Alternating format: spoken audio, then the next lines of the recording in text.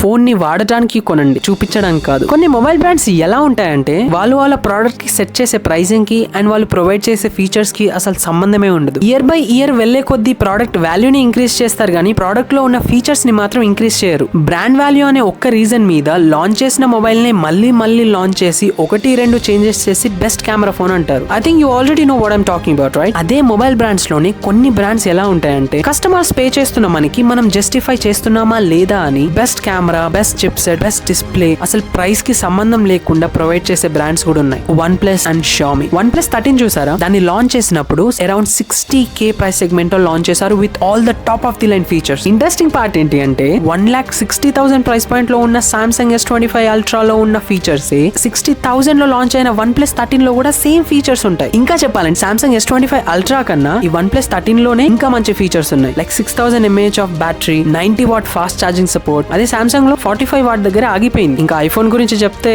అసలు మాట్లాడుకోవడానికి పాయింట్స్ కూడా లేవు. See in the next video.